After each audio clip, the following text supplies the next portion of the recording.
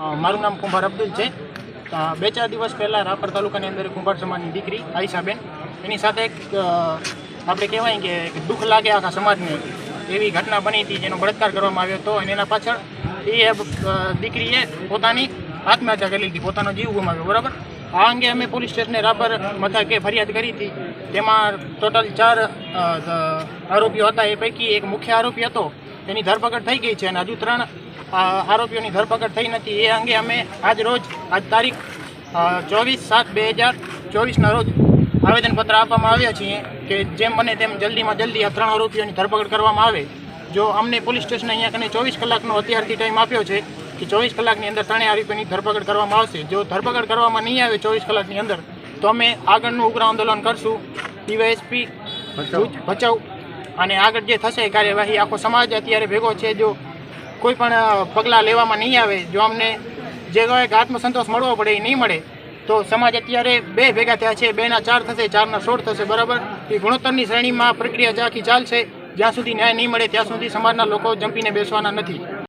કુંભાર અને આ છોકરીના બારામાં આવ્યો હતો, એના હજી ધરપકડ નથી થઈ, એના માટે અમે અત્યારે પાછા સૌ સમાજના ભેગા થઈને આવેદનપત્ર સાહેબને આપ્યું છે અને આગળની કાર્યવાહી કરવાનું કીધેલું છે। રમજાન ઉમર કુંભાર અને આવેદનપત્ર એટલા માટે આપેલ છે કે મારી બહેનનો જે રેપ થયો છે એના માટે આવેદનપત્ર, જે 3 લોકોની ધરપકડ હજી સુધી થઈ નથી, એમાં એક આરોપી મેન આરોપીની ધરપકડ થઈ છે જે ઇમરાન યુસુફ ગાંચી છે।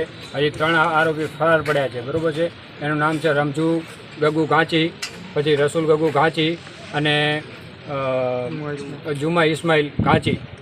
તમારી શું માંગ છે આ બાબતે? અમારી સરકાર પાસે એટલી જ માંગ છે અને સરકાર પાસે ફૂલ અમને ભરોસો છે કે અમને આ વસ્તુમાં અમને ન્યાય આપશે સરકાર। કારણ કે જે અમારી બહેનને આટલો અત્યાચાર થયો છે તો અમે સરકાર પાસે એટલો ન્યાય આપીએ છીએ કે આ 3 લોકોની તાત્કાલિક ધરપકડ થાય અને અમારે આ જે મેન આરોપી છે ને 3 આરોપી છે એને સખ્તમાં સખ્ત કાર્યવાહી થાય એવી અમારે સરકાર પાસે ખૂબ ભરોસો છે અને અમારી એટલી માંગ છે। આ બાબતે તંત્ર ધ્યાન નહીં દોરે તમે શું કરશો? આગળની રણનીતિ શું છે તમારી? ધ્યાન નહીં દોરે તો અત્યારે અમારા સમાજના આટલો લોકો છે, આવનારા સમયમાં આથી વિશેષ લોકો હશે અને આનાથી વધારે ઉગ્ર આંદોલન થશે અને આગળ વધશે। જો અહીંયા અમારે ન્યાય નહીં મળે તો અમે ગાંધીનગર સુધી જશું।